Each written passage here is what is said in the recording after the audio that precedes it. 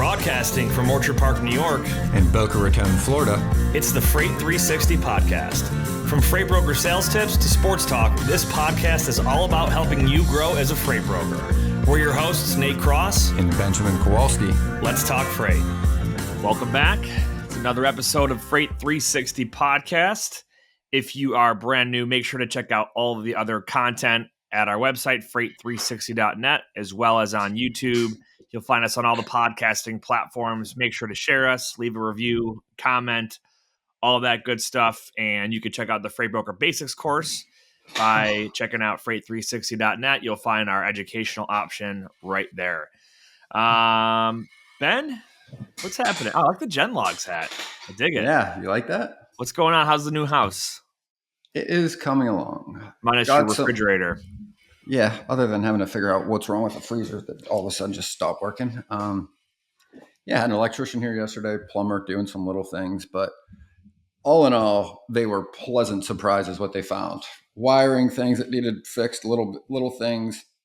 Could have been really, really expensive. Thought we needed to rewire like portion of a whole room, move plumbing, all of which seemed to be able to be done in a day or two. So nice.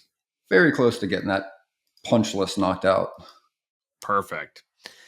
Hey, on sports, this might be speculation at this point because it's Wednesday morning right now, but I'm hearing talks of Davante Adams being traded in a blockbuster deal to the New York Jets. And this has been Dan Orlovsky, the ESPN, or he's a former quarterback, but he's on ESPN. He says it's basically a done deal, just waiting to get all the details worked out. I'm curious to see if it actually happens, but as a Bills fan, you basically they're getting the band back together with Aaron Rodgers and Davante Adams because they were on the Green Bay together. And basically, Orlovsky is saying if the Jets don't go all the way and win the Super Bowl, it'll be one of the biggest wastes of talent ever in NFL history. So we'll see what happens there. Yeah, let's see if Aaron Rodgers makes it more than a game. Season. So. What did he play, like one play last year? Who, Davante Adams? No, Aaron Rodgers. Oh, yeah, well, 4. He got hurt. I think it was his ACL on the 4th snap, Monday Night Football against the Bills, and the Bills still lost that game. But anyway, what's interesting is like the article on ESPN, or it's actually the New York Post, which you can judge how reputable the New York Post is, but the New York Post article about this pending trade or potential trade is they're referencing the Netflix receiver series, which is basically they had the quarterback series that highlighted a bunch of quarterbacks in the 22 season, and then this receiver series comes out and highlights a bunch of wide receivers, and George Kittle is a tight end in the 23 season, and Davante Adams is one of the guys that's like they follow around throughout the season. So they're like, yeah, watching the show, you could see X, Y, and Z. And I'm like, they're going to base like what they think is going to be a trade off of a Netflix series. But hey, who knows? Who knows? Stranger things have happened. True. I will say, man, Netflix has definitely come a long way with a lot of their sports, like documentary series, like Full Swing, like the golf one's really cool.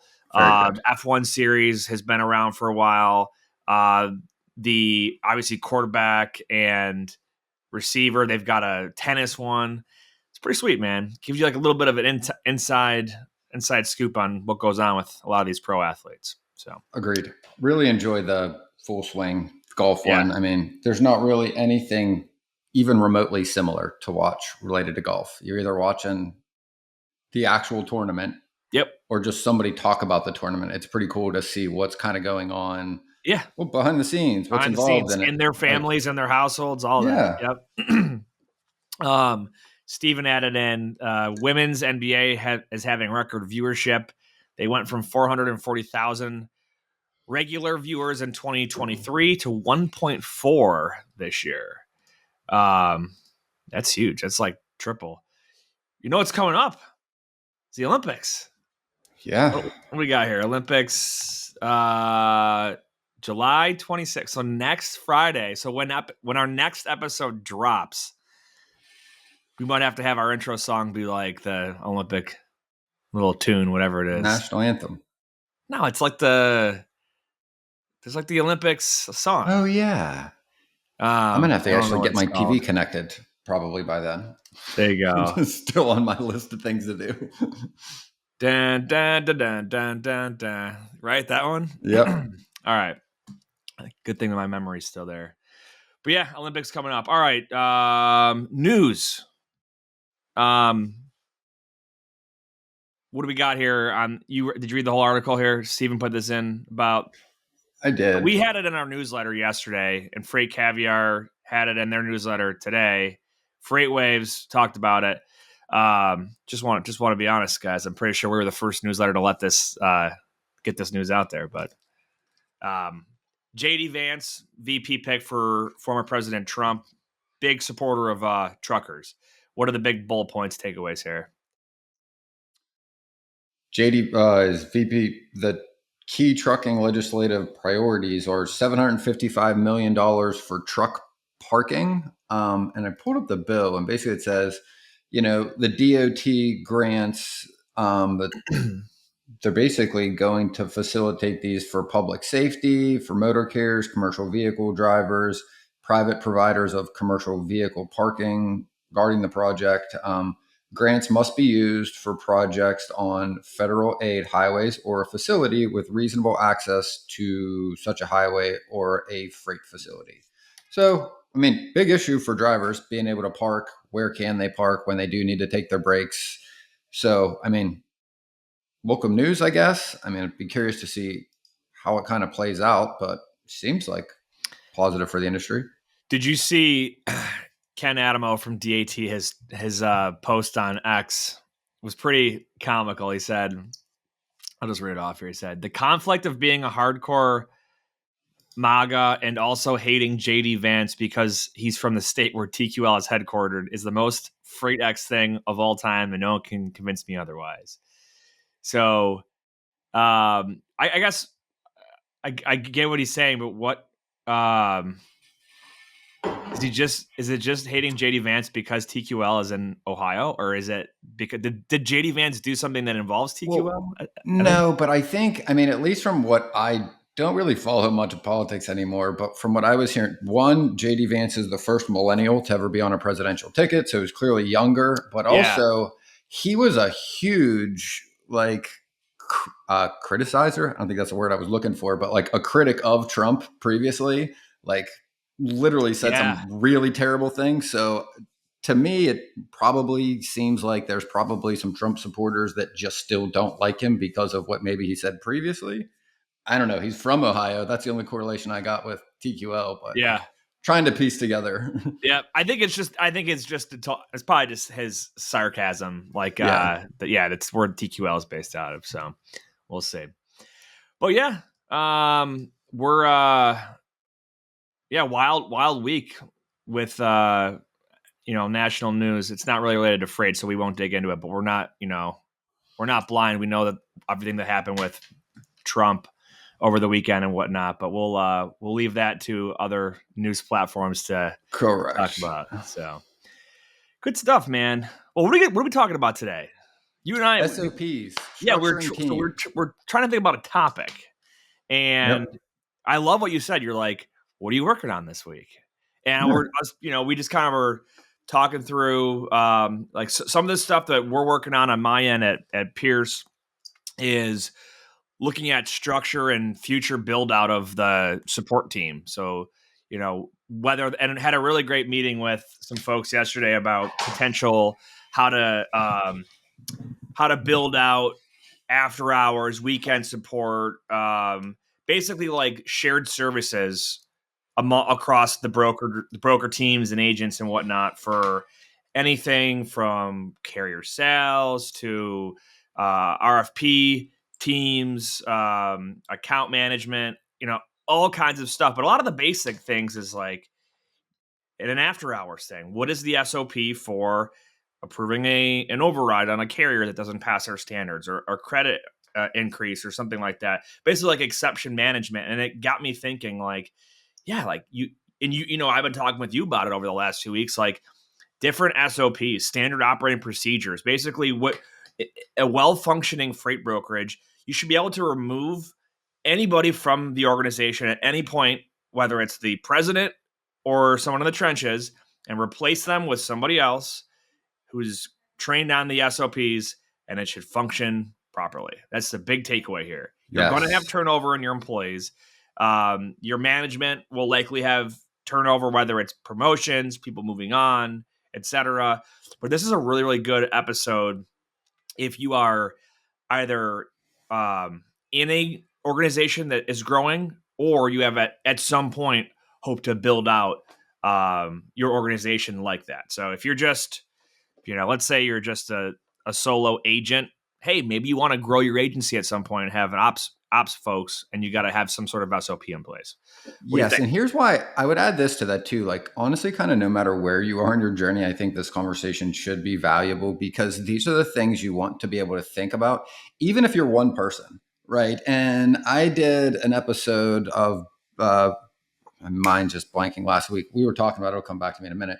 We were just talking about like how and why, like, just like I structure my day in certain ways, right? Like, I structure my day, even for my own personal things, very similar to the way I think about the SOPs for lots of people, right? Because if you group tasks in ways where the workflow kind of works and you think through that, it prevents a lot of unnecessary work, stress, issues. And even just a simple example in freight, I was talking with the team this morning, is like, making sure you're calling your driver before the appointment, an hour before they're supposed to be there, asking the driver to confirm their equipment, their MC, right? That the reefer's set, that it's pre-cooled, right? Like, because how many times anybody broker in freight has been there where the truck showed up, the dispatcher told you it was this type of equipment, it isn't.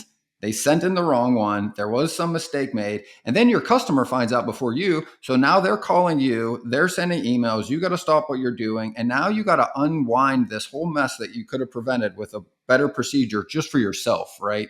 Just knowing when and how you can get ahead of things. And if you're systematic and you turn them into habits, like, that's the other thing I was thinking of when we were talking about this, is like a lot of the things I do literally were habituated from TQL. Like, you just do it 1,000 times, it becomes second nature. You don't think about it. And that's really why it prevents a lot of the other issues I don't have to deal with, because I'm just so used to doing it that way. But when you bring a team together, you need to think through these things, whether it's 1 and 2 people, 3 people, 50 people, or 1,000 people, right? To your point, things need to work even if you remove somebody. And we have lots of exceptions in our industry, lots of things that come up that aren't expected. And you need to have a policy in place. Like the 3 you mentioned, I ran into last weekend. Like, somebody needed credit on a Saturday afternoon. Like, that person wasn't there in accounting. Who then fills in to do that? Or do you just say, hey, we can only do this on Mondays, right? Because then there's a dozen emails going to every which direction. Everybody's chiming in and no one really knows who's responsible. Everybody's doing work and nothing's getting done, is what happens when you don't have these in place, right? Yep. Tired of struggling to find accurate rates and the right carriers for your freight? With DAT1, you can access more than 500 million posted loads and trucks every year. That's 3 times more capacity than any other load board. Plus, their integrated freight management system makes it easy to cover loads 24/7. They have the most trusted network of carriers, brokers, and shippers in the country. You'll get real-time rates on every lane, so you know exactly how much a shipment will cost before you commit to it. Plus, you get instant access to top bids from qualified carriers around the country. Get 10% off your first year of DAT1 when you visit the link in the show notes. In freight, time is money, and efficiency is key. That's where Levity comes in. Imagine automating your email operations to do more with less effort. Levity connects directly to your inboxes, extracting vital information from emails and attachments in real time. It seamlessly integrates with your TMS, empowering you to quote faster, build loads more efficiently, and book more freight in less time.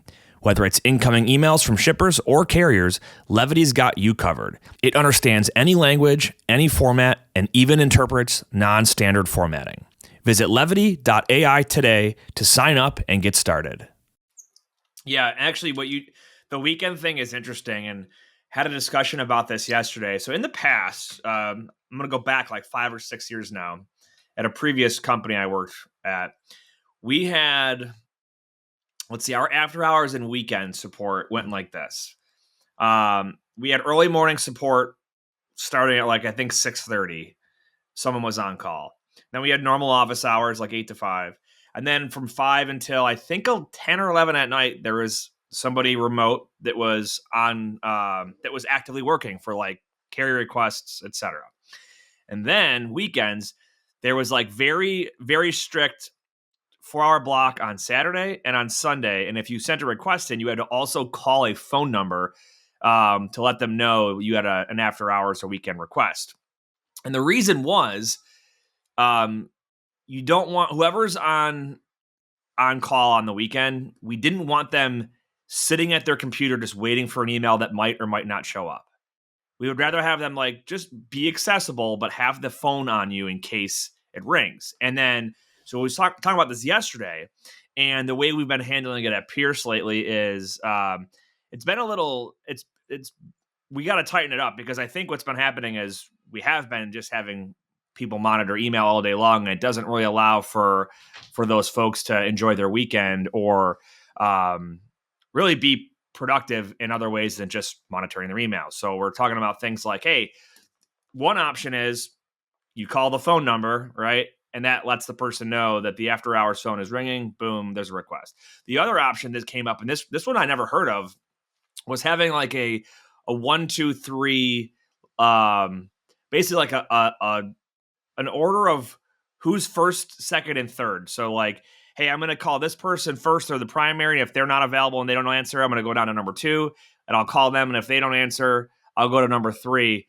And if that doesn't work, then the system has failed itself. But ideally, one of those 3 people should be able to answer their phone if there's a request that comes through on a weekend like that. I'm curious, and again, there's no like perfect right way to handle that. And as your company grows, you might just have 24-hour support regardless, because you got the business to support it. But what is your take on I guess what are you guys looking at on your end for weekend coverage? Have you thought about what the SOP looks like? I know it's kind of an infant stage for the company that you're helping build right now, but what's the take on it? Probably just a very manual, like whoever's available type thing, or what? Well, and here it's a really good example, right? And I also think there's some good lesson in here that it really reminded me of. One is when things don't go right, there's usually some opportunity there, right? So the loads over the weekend that we had this weekend, like we had 2 issues. One was the driver that was there, the shipper was telling them they didn't have a load available, right? And it's like middle of the afternoon on Saturday, right? So we just really brought a larger team together fairly recently, right? So what was happening is everybody's in a group text message, right? So the person dealing with the carrier is messaging everybody. Well, everybody on our team's really experienced, like some like literally 20 some years, 30 years, like myself. So like everybody kind of knows what to do, but it all ends up being kind of like the too many cooks in a kitchen where someone adds a little paprika and then someone else adds paprika and the other person didn't realize. And like pretty soon it doesn't taste very good. And it really created a lot of unnecessary stress because like we all knew what needed to be done and it did get assisted, right? We all jumped on the phone and kind of resolved it there, right? But also like there was on Sunday, and again, it was a smaller issue, like driver had issue accepting tracking before the load picked up and we wanted to make sure because it was like a hot shipment. Similar things, right? So we were able to resolve it. But for me, like watching it play out, right, and the messages and all the emails, I'm like, there had to be 24 text messages amongst a half a dozen people, right? 5 emails for honestly, which is probably 2 phone calls, a call to the carrier, a call to the customer, right? And then I get a kick. I want to hop in here because I get a kick out of this because I've seen it happen. Dude, I've seen this in text, email, Teams chats, Slack, like whatever way you communicate, I've seen it happen where like you ever come in or like you ever like open your email in the morning and there's literally like 40 emails in one thread and you didn't even need to be on them. And you're like, why?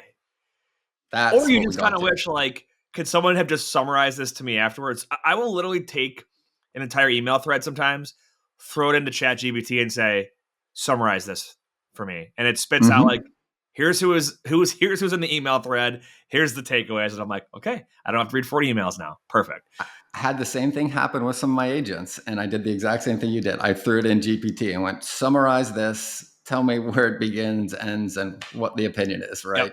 Yep. And to your point, right? Like that's exactly kind of what I was feeling as I'm doing this, right? But also, it was really good for me to see because I got a really good take on people's personalities, how they would have addressed it, what they were thinking, how they were doing. You could read a lot of the subtext when you're just paying attention to like how and what people are frustrated, were worried, who's a little more, I don't want to say level headed, but like kind of working towards the solution. Solution, yeah. So was very, very helpful for me to when I was writing the SOPs and coming up with the structure for this to go wrong. It was actually better that these things happened than if they didn't, because it made me think of a lot of the exceptions for, to your point, after hours and the weekends that I needed to think through. Okay, well, if the load isn't available, right, who's going to reach out to the customer? You don't want three people from ops all sending a message to your customer, right, that are phrased three different ways. You don't want them to conflict with each other. Like that opinion of the customer's perception of us is important, right? So making sure one person is accountable for those in those scenarios, right?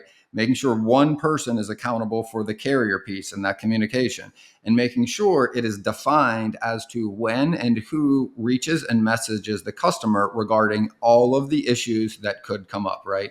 Load isn't ready. Load driver's been there 2 hours and they still don't have the load ready. What are the detention policies? What are we going to pay on a truck order not used? When do we call it a truck order not used versus possibly a layover? If he's there 6 hours waiting for a load and we cancel it, are we going to try to give the guy $150 or $200 truck order not used? No, we're going to try to get him paid for his time. Where do you draw that line, right? Is 3 or 4 hours now considered like a layover or almost the better portion of a day? What customers pay for what and how do they draw that line? Some customers 2 hours free, they pay a certain amount for detention. Some say, after 5 hours we'll pay you $350 or $400. If it's 8, we pay you a different rate. And getting all of that stuff in one place also that everybody can see it so that everyone knows what you're working off of, right? Because if you're talking to the carrier, they have questions. When am I going to get paid? What am I going to get paid for my time, right? How does this policy work? Making sure all of those things were at least outlined so that everyone knows what the procedures are on a customer by customer basis, right? And even further, there are customers that do blind shipments and pickups from places that aren't them, and they have different detention policies for different facilities, different layover policies, right? So it was great because it gave me so many exceptions to think about to start writing the processes out. And at the end of the day, you're right. Like it was very clear after. And it also, I think, people learn faster. I think all of us do. Like when you struggle or need to really try to do something and you can't, and then you get the answer, right? Like it sticks. Like you learn that way. Like if you don't struggle, you don't typically learn as quickly. So I think everyone also going through a situation that was clearly frustrating, everybody was eager and willing and wanted to know who's responsible for what on the accountability in these scenarios. So immediately after we got together and outlined this, like they were implemented within 40 minutes, right? Once we were able to create the direction to your point. And I think it's really worth thinking through these things, even if you're a small company. So I wanted to pull up. You had me thinking about something there, and so when you're creating like an SOP or a list of these exceptions or these processes, I want to, it's never a finalized product. Okay, No, this is like always a living, breathing document. breathing document. Exactly right, and so. Reason being, things change and you've got new processes. Prime example, right? Carrier vetting before 2022 looked very different than it does today, right?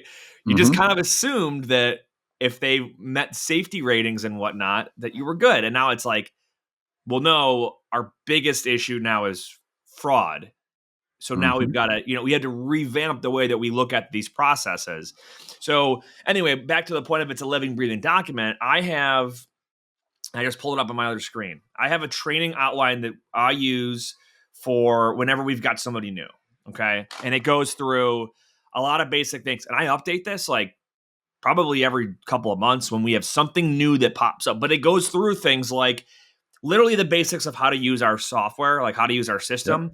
And then it goes through the office hours and what to do in after hours weekend requests, our requirements for carrier vetting, and if you're going to get a carrier overridden, you've got to do X, Y, and Z as a precautionary safety measure. How do we handle advances? How do we handle claims? How do we handle the invoicing process? How do we handle commissions? How do we handle LTL, intermodal, like all these different things? And like, if you go back like 4 years when I started to build out this agent division for Pierce, like it was very, very basic, right? But as the company grows and you've got more requirements and you're offering more services for customers, you're gonna and right, the strategic landscape around us changes as far as like fraud enters the system 2.5 years ago. You're gonna have a constant need to revamp and polish and refine that SOP. And more so, you need to communicate that with everybody around you. Because if there's 100 people in your company and one person changes the SOP, but no one else knows about it, well, that's pointless because no one knows the procedures or the processes. And I'll take it one step further. If you have this living, breathing document and it's not used by people, that is just a waste of time in and of itself, right? And Yes. I've had an instance where like somebody new comes on, I'm not available. The person goes through like their orientation or their training or whatnot from somebody else. They don't follow the outline or the steps in order, or they don't cover everything in there. Stuff gets missed. And then the person, we've just done them a disservice because now they have no idea what the processes are, right? So Yep. you got to use them. You got to share it amongst the crowd. A few points, right? Like, and I think about it in steps. I'm like, first, you need to know the direction and the guide rails or guardrails you want to put around whatever the process is, right? Like you said, whether it's invoicing, the process of load, what are the steps, right? Like, just for a load. Okay, load comes from the customer. Who's responsible for making sure the rates is secured with the customer and negotiated? This individual, right? Once they have that and they have the details, who's responsible for confirming all of the details in the load? From equipment to commodity type, all the way to load value, pickup, delivery times. It sits with this person. Okay, next step. Who's responsible for building that load and how does that information get from that person to this person? It needs to be sent to this email address. In our case, like we have a group email, like dispatch at that company. So like it goes there and the carrier team sees it. Okay, now who's responsible for building the load? Who's responsible for verifying the details in the load are correct? Have you fallen victim to double brokering, cargo theft, or identity theft? Quickscope stands out as the only load-level fraud protection tool available today. Unlike any other solution on the market, Quickscope is deployed post-agreement between shippers or brokers and carriers. Shippers can rest assured that their cargo remains secure. Brokers can confidently confirm the identity of the individuals on site for pickup, and carriers can trust that they'll receive timely payment. Start your free trial with Quickscope today by visiting them online at quickscope.com. That's QUIKSKOPE.com. Blue Book Services is the resource you need if you're transporting fresh produce or lumber. Their online databases contain thousands of companies throughout the produce and lumber industry supply chains. You can easily search their databases to generate new sales leads. Blue Book's credit ratings help you avoid companies with high credit risk, and their team can help resolve disputed loads. To learn more, go to producebluebook.com or lumberbluebook.com and click Join today. Who's now responsible for communicating what we want to pay for the load, highs and lows? What's the target rate? What's the range you can go to, right? Who's responsible now for vetting the carrier? Who is responsible for bringing the carrier into the system? Who's responsible for the rate con, the dispatch steps, confirming the equipment, overseeing track and trace all the way through delivery, calling the driver, making sure they send in the BOL, that the BOL is clean. If they're a detention, what happens from that point? And then who handles the steps after that in regards to invoicing? Did the BOL get uploaded in the TMS correctly? And then who's responsible for it after that to make sure that the carrier gets paid? The invoice goes out and days don't pass where someone thinks someone else is responsible for it, right? So those are like just an example of an outline of one process. But to your point, you one, need it written down so that people can refer to it. And second of all, without adoption, meaning like people actually reading it and paying attention to it, all of that work means nothing, right? Like, because For it's like, and the funny thing else that I was thinking of too, that you had said, right? It's like that other proverb, right? The most dangerous phrase in the English language is "we've always done it this way," sure. right? Yeah, And you and I exactly. have talked a lot about that. Is like it's great to bring, experienced people into a team as well as new folks. People are always going to have their habits and the way they've done them, and people hold on to that because that gives them comfort. They've been doing it that way. They feel a sense of control and they know what to expect when they do them that way. So there's like a very valid reason why people want to keep doing it in a way they have. However, if the landscape, to your point, of the industry has shifted recently, and maybe they're just not aware because maybe they're insulated from that risk. And I'll give you Yeah. a decent example, right? I was talking with somebody that hired a pretty senior person onto their team, and they were overseeing like the carrier side of things. However, the company they came from had a very stable carrier base that was developed over like 20 years. So just in the past year or two, to your point, since like 2022, they weren't bringing a lot of new carriers into their system. So it was very infrequent that they needed to vet carriers for fraud because they had so many on the lanes for their customers. It's just not something that needed to be done. And now they're at a different company where they've got to grow the customer or the carrier base quickly. They're vetting carriers all day. And they want to do it, to your point, the way they did it in 2021 or 2020 or even 2017 or 16, right? When they did this a lot, and everything's changed, right? Like you'll literally just get your cargo stolen. You will, I mean, everything we've talked about on the show related to fraud comes from these processes if you're not doing them. Getting somebody to realize that the way they have been doing it is no longer effective and needs to be changed sometimes also takes some leadership, not just writing an SOP and going, you're wrong, do it this way. Like that shit never works. Like you've got to, in my opinion, on the implementation or adoption. I did a video on this a few months ago. Like I feel that if you are leading the company, whether you're the owner, the broker, the president, the CEO, whatever, if you are pulling the team together and ultimately you're responsible for these SOPs and procedures, you need to be able to put that hat on and do the thing you're asking them to do and show them, not tell them how and why. And the why is important. It needs to be done. Like for me, when I've done this training on like carrier vetting, I start with the context. I'm like, hey, are you familiar with what's been happening in fraud? And most people are like, oh, a little bit. I've read some, but what do you mean? I go through basic examples we talked about with, Erica a couple weeks ago on like how fraud's being stolen, or I mean, cargo's being stolen, impersonating an MC, pretending to be a broker, sending another truck in, changing the BOL to send it to a warehouse where they can steal it, right? A couple big examples.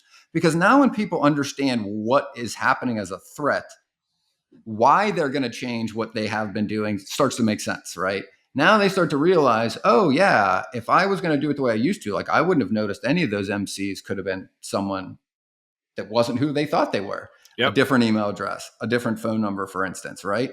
Then I get into, okay, well, do you see how these processes that we just discussed protect you from these situations and why?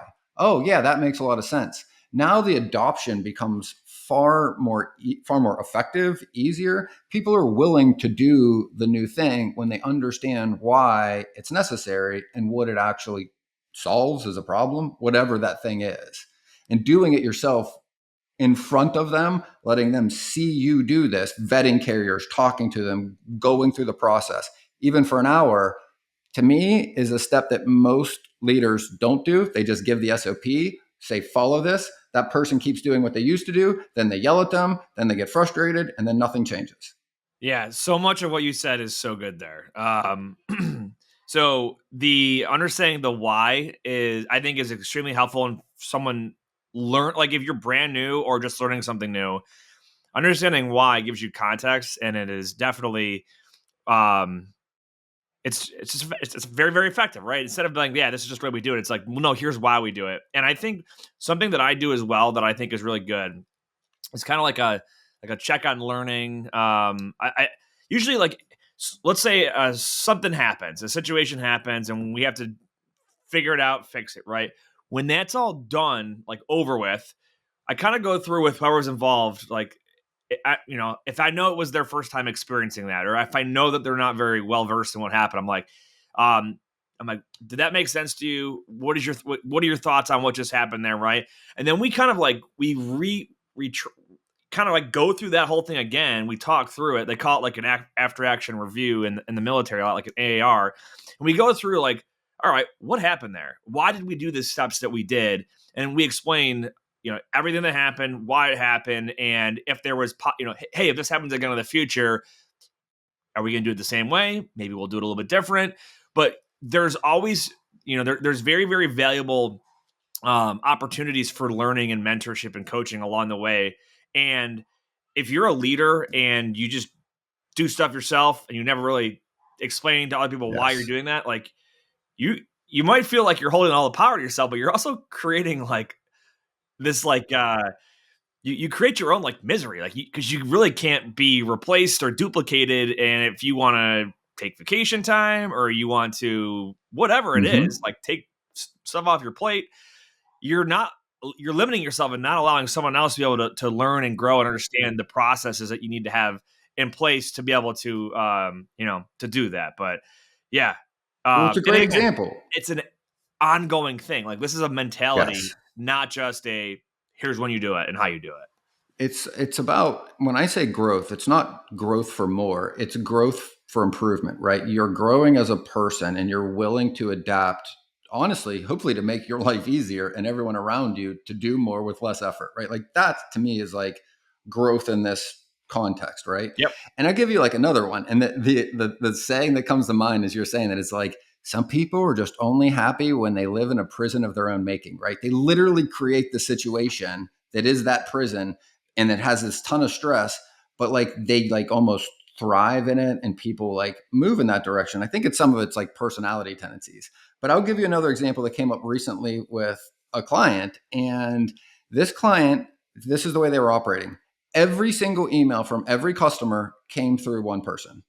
Every single email from almost all the carriers went through one person. Then that one person, who was the leader of the company, the president, right, distributed those emails to who needed to work on it, right? And when you think about this, right, that now requires this person to literally be tied to their email all of the time, moment by moment, all day, in order for communication to even get to the people that need to do it. Now, when that person needs to do something else, it's next to impossible. They can't sit in a meeting to take care of the other things they need to do for the business, even talk to a customer to bring in a new customer, to do a sales call because now you got a load change in it, or you got an appointment shift, right? Or whatever hundreds of emails you get every day all flow through this one person. They create their own bottleneck, right? And again, one of the simple things that we were talking about is, and this was a new concept, was, hey, have you guys thought of using a group email for some distribution of this? list or a group Email 100%. distribution. Yeah, those are huge. And not everybody's worked in it. Take people out. It's great. Yes. It's amazing. And not everybody's familiar even with what some of these things are, right? And again, like this is, I think, helpful for anybody out there, even on a small team, right? Even for your own customers, if you're one person, I've done this, where it's like, hey, all of my loads get sent to this inbox, dispatch at whatever brokerage, right? So now all the customer load tenders all go into one place. Now you can add your team to it. So everybody has visibility as they come in, right? They can mark those emails as they work through them, so you can still see what they're getting done. You're not cutting yourself out. You're just not requiring yourself to be involved in every single piece of communication that happens to everybody you talk to and work with, right? And to me, It was ironic because the initial conversation with this client starts with, I just can't get to anything. I don't have time to do business development. I don't have time to talk to customers. I can't get to the things that I want to work on that we've talked about. I'm like, walk me through your day.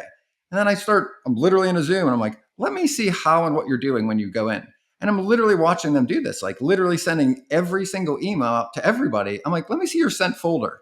There's 3 times the emails in the sent folder that are in the inbox, right? Now, when you think about this is the thing with email most people don't think about, is every time you send an email, you're likely to get another one back. It doesn't get less work when you work on your inbox. You actually like create more work as you do this. Because if you send me an email and I send it to Steven and Steven sends it back to me and he goes, hey, I got it. That's 3 pieces of communication that needed to happen once. you to Steven or to a group inbox instead of you to me to Steven, Steven to me, maybe me back to you, right? Like these little things add up so much in freight brokerage because there's so much communication. I would say it's the number one area people can look at to improve their procedures, right? I agree, man. So much agree.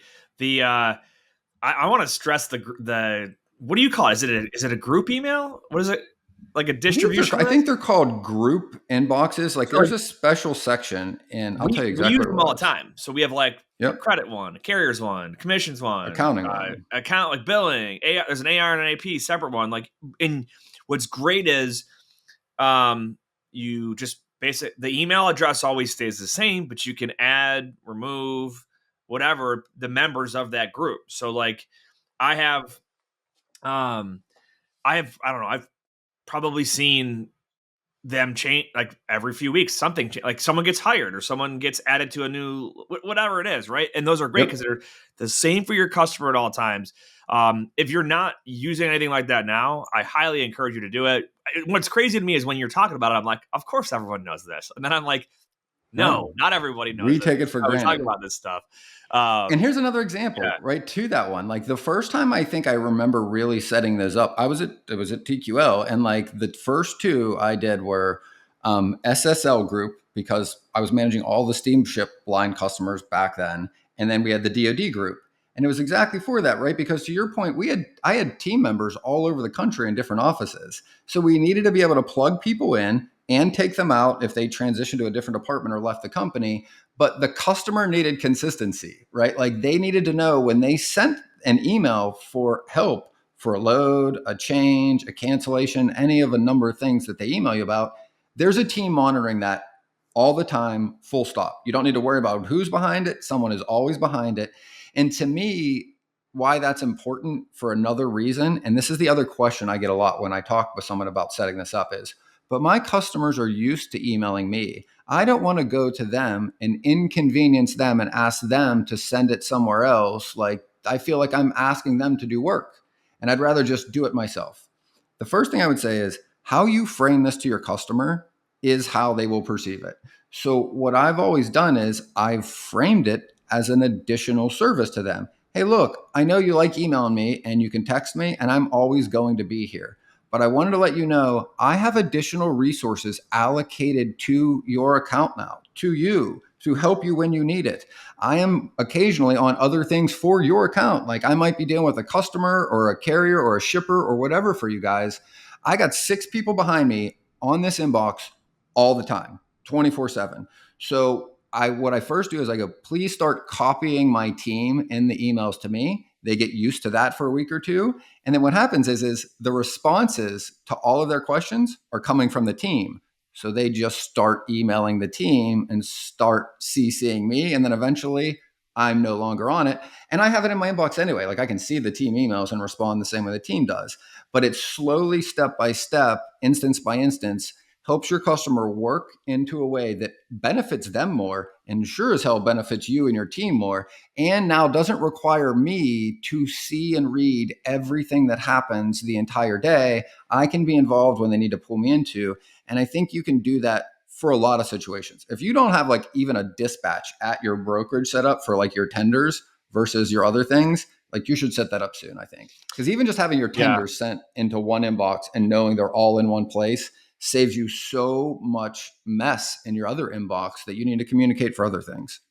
And I'll say this too, like this is all relative to where you are in your journey. So like day one, you don't you don't need to have Correct. like 18 different email groups. This is when you grow and you've got team members and all of that good stuff. And I will say, I thought back to an earlier thing we were talking about, living, breathing document, your SOPs, right? Steven added a good thing in the notes saying like if you can create some sort of searchable document, that's always a good thing. So I am a fan of having, and this is just me, but you can kind of pick your own way to do this. I like having our SOPs in multiple different ways to access. Okay. I typically have a video for our basic processes. And those are all we basically created a knowledge base on our website for within our company, right? And it's got that's basically our SOPs live there. It's got everything from here's how your email signature should look. Here's the proper logos. Here's the step-by-step how to do this. Here's 15 videos that show you the most common tasks that you're going to do within this organization. Here's a downloadable sheet that's got all of our points of contact at different departments, the office hours, the process for advances and quick pays, etc. And then guess what? That knowledge base literally gets updated like once a week. A new insurance document gets added in there. A new video gets updated once we've updated like that is literally a go. So everyone knows, hey, if I need X, Y, and Z, or how do I do this? I can go right to our knowledge base. But again, that didn't exist day one. We had to create Yes. it over time. It started with, all right, let me do a screen recording of how this process works. And then let me do a little tutorial, step-by-step checklist of how this works. And then you slowly refine them. You make them better. You make them a little bit prettier. And then you get them all saved into one space. And next thing you know, boom, someone's new. Here's a link to the knowledge base. Here's a password to get in there. Follow all these steps. Boom, boom, boom. You're good to go.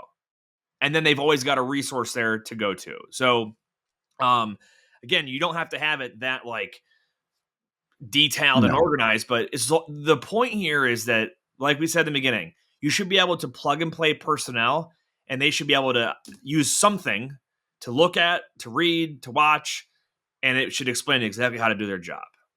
That's it. Couldn't agree with you more, right? You don't need to do all of it to start, right? Like you can just start, and you can just, I think a great way to start is whatever issues are creating confusion, if there is, write that on a notebook, write that in your notes, and that's a good place to start. Hey, nobody knew what to do in this scenario. Write that down. What do we want people to do in this scenario? And then from that step, the next step is, okay, who and how do you want the accountability for this to be performed? Because I think one of the overlooked steps in writing any SOP or procedure, right, is that like you need to know where the buck stops, right? Like who ultimately can you go to if it doesn't get done right and ask why? That to me is the very important piece in the procedure is who is actually responsible for each of those steps, right? Because not just for accountability from like management, but so that they know, oh, this is my task. I don't need to worry about should 3 other people do this. No, it says right here, my title does this in this instance, right? So it's clear. The other thing I was thinking of when you were talking about this, because I spend most of my time on implementation, right? Like and coaching, as opposed to probably doing as much of what you just outlined. Like I'm writing these again. I haven't done this in a while, but I talk to people all the time about how to get their teams to follow the SOPs when they aren't, especially new team members. And the thing that I think is really important, if you have one of these, or if you're creating one, right, is that you need to make this very visible and almost point to it regularly until you create the habit of your team of going there, to your point. And one of the things I think is really helpful, if you have a small team, what we used to do is, let's just say I have my SOPs for a customer. This happens in this scenario. This is their policy. This is what you do, right? And it's just written out on the customer's preference, right? Okay. The thing that's important is I would write it, just like you said, it's shared to everybody. Everybody knows where that is. But what would almost always happen, especially if we're in an office together, is as soon as they have a question, if I'm close by physically or even in my office and my door's open, rather than them going and looking it up and finding the answer, they're like, well, it's just faster if I ask Ben anyway, and I know I'll have it right and I don't have to worry. So then they just come to you and then you answer the question that is literally written down. You're creating the habit that you're trying to fix. You're literally teaching them to come to you more, which creates more of the problem you tried to solve. What you need to be able to do once you have this, and when someone comes to you, you need to say, listen, is that in the SOP? And they might look at you and go, I don't know. Be like, okay, well, first take a look. It should be in there. If you know where it is, be like, hey, it should be on page 1 or 2. Go take a look, see if you can find it. Then if you have any questions after you read it, you can come back to me, but do me a favor and go and look there. So now every time someone comes and wants the fast answer to get back to what they're doing, you direct them at the document so that they start establishing the habit of going there to use it. I got it. I'm going to give you an actual example. This literally happened to me this morning, right? So we had we got a newer tool that we're using, and the process of how we're using the tool, we're trying to basically create the SOP of when we're going to use it, how we're going to use it, etc. And one of our guys, it's his first time ever having used it. And I was like, do you need help with it? And he's like, yeah, I haven't used it yet. And I said, perfect.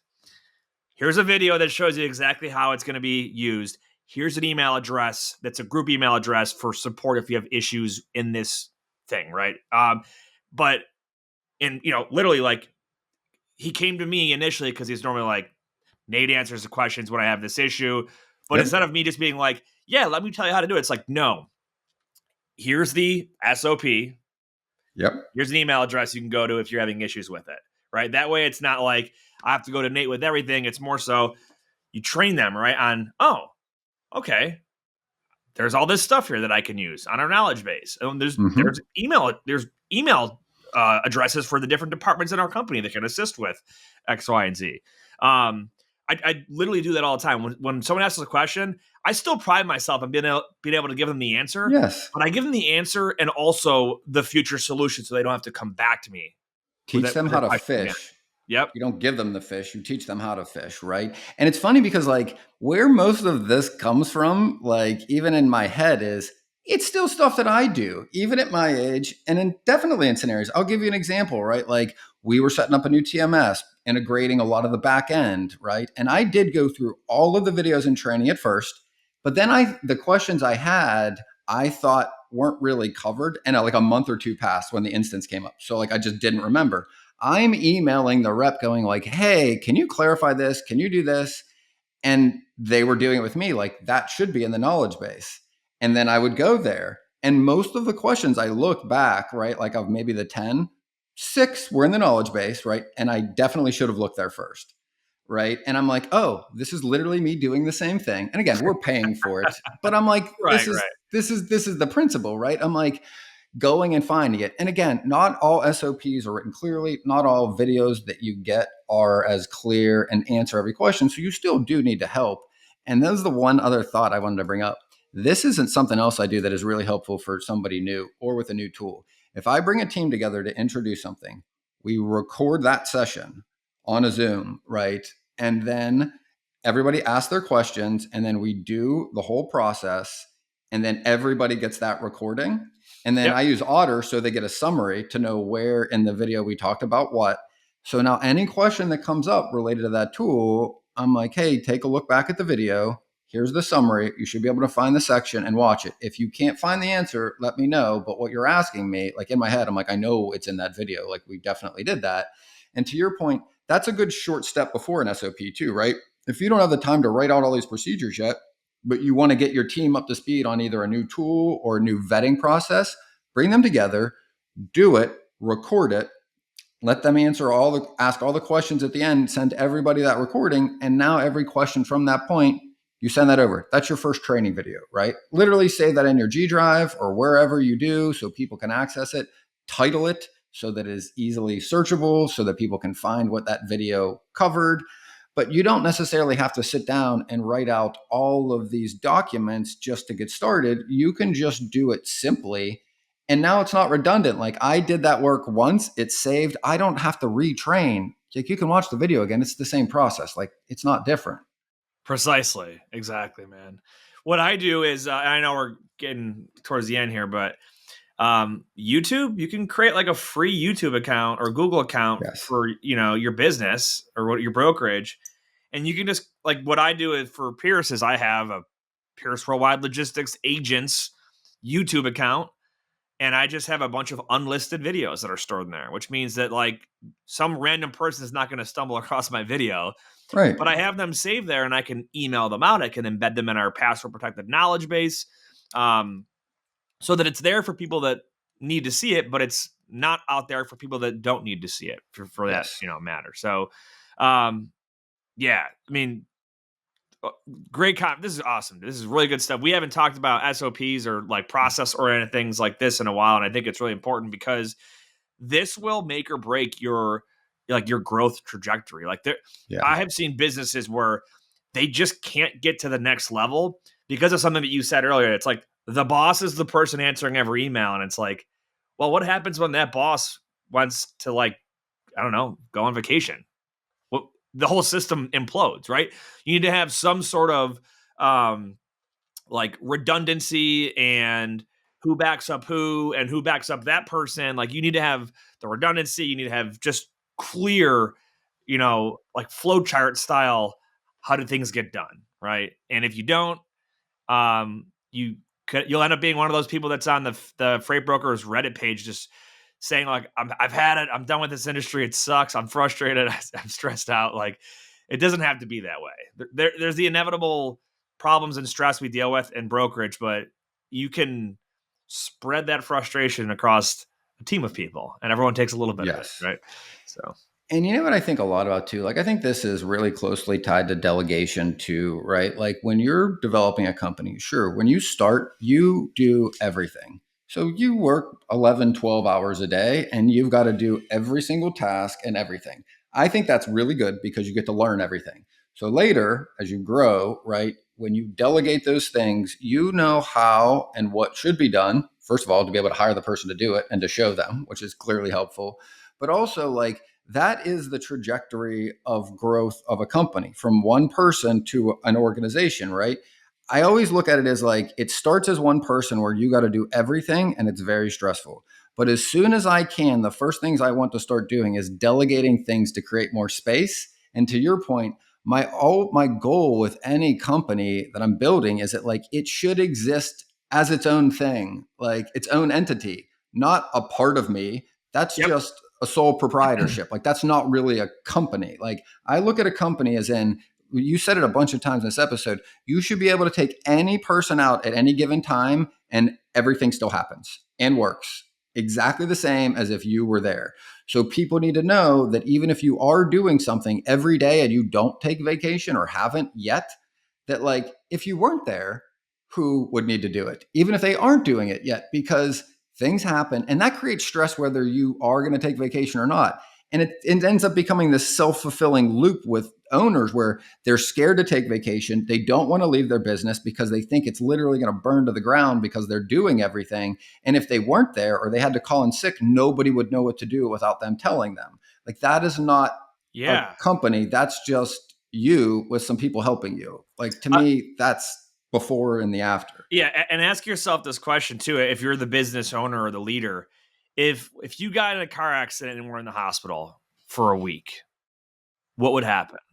Right? I was thinking the same thing. If you died is like the extreme, but like if you're hospitalized, if you have a family emergency, if X, Y, and Z happens, like you can choose to not take a vacation, but you can't choose when a family emergency or something bad is going to happen. And if your business cannot run, it doesn't have to run perfectly if you're not there, but if it can't function successfully, then you have to take a look in the mirror and figure out what needs to be different for this to be able to happen. And oftentimes, I think as companies grow, that just involves you need to have redundancy through experienced leadership, like having a general manager in an office that can back up literally every department head, right? Someone who can, if they need to, they can handle credit requests, they can handle carrier overrides, they can handle a contract, they can, right?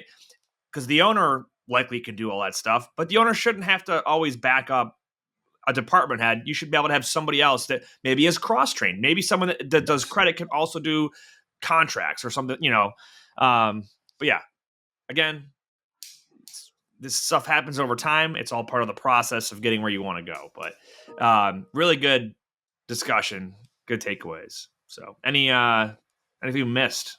I mean, we could go on and on and on, but those are really, really good points. Yeah, I think we got the kind of the gist of it across from like a principle standpoint. You find an issue or something and everyone was confused or people didn't know what to do or you didn't. After that, that's a great indication that you should have an SOP for that thing, whatever that is. If you guys have any questions on like specific SOPs, let us know. Send us an email, info@freight360.net, or just use our contact form on our website or leave a YouTube comment. For example, like, hey, what should the SOP look like for X, Y, and Z? And we'll answer it. We'll give you our feedback on what we do or what we think you could do. We're here to help. So any final thoughts, Mr. Kowalski? Yeah, I'm like, just in building companies, right? And in this conversation, just has this thought in my head. It's like, I don't live to work, right? I do challenging things and try to build companies to have a better life, not the other way around, right? And in order to not live in a prison of your own making, you need to think about these things. You need to think about how you can let this company still operate when you do need time away, whether you feel like you do or not, right? Like, it is not a negative thing for an entrepreneur to plan and to be able to take space from their business.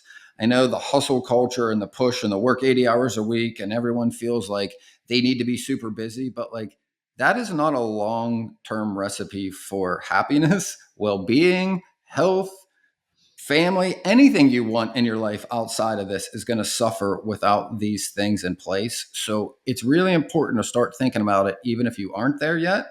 Again, to your point, like, you don't need to do this all at once, but sooner rather than later for sure.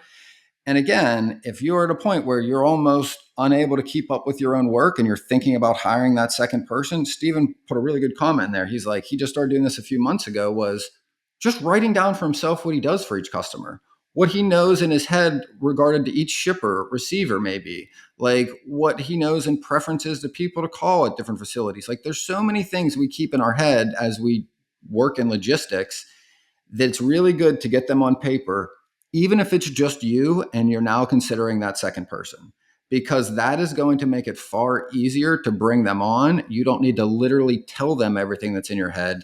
They can read it, then you can talk through it, then they can refer to it. It reduces the time to get someone up to speed with what you know.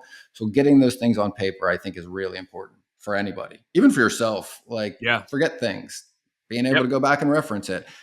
Don't move a load with that customer for 2 months and you forgot what the procedures are. Having that in one place and organized to go back and reference saves so much headaches, problems, and issues. Yeah. I have a notepad on my desk at all times to write down thoughts so they don't slip my mind. And again, update whatever it is, SOP, knowledge base, send an email to a bunch of people about whatever that item was to get feedback. But yeah, it's a great way to go about doing things. So, yep. All right.